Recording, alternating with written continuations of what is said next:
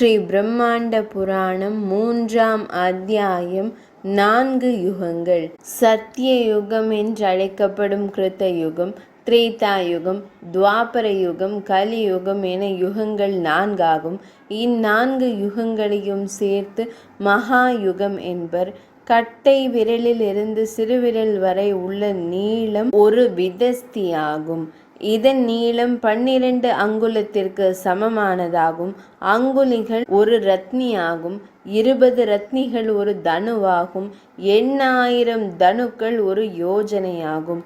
சமூகம் 4 வர்ணங்களாக பிரிக்கப்பட்டிருந்தது. ஒவ்வொரு வர்ணத்தினரின் இயல்புகளுக்கு ஏற்ப தொழில்களும் 4ஆக இருந்தன.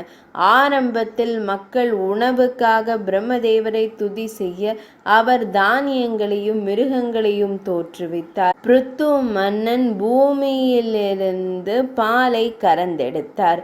அதனால் பூமிக்கு பிருத்வி என்ற பெயர் உண்டானது.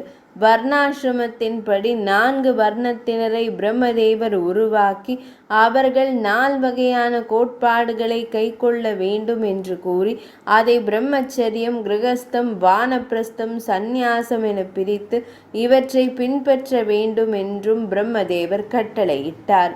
3ஆம் அத்தியாயம் இனிதே நிறைவடைந்தது.